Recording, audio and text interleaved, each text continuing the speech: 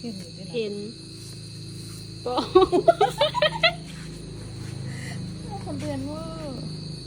คุณนึกว่าคงไอแป้งข้าวโพด น้ำตาลพี่น้องม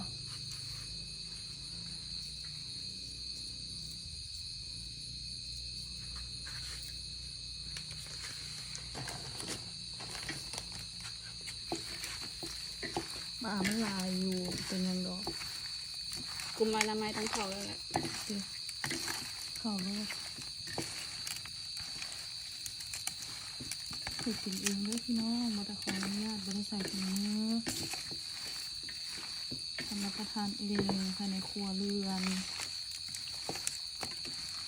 ขออนุญาตกลุ่มอนามัยเด้อมีข่าวลุงกูได้ซื้อ ตับชิมเบิ่งบริตัวนี้ เอาชิม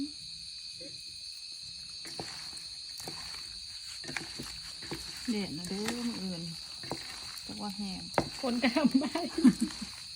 เน่าอีกแล้วเน้องปลากูผ่านไหมคะกรมอนามัยดู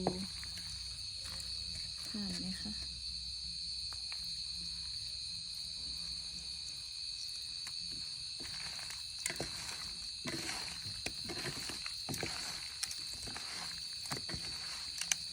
เข้าไม่เข้าก็แล้วแต่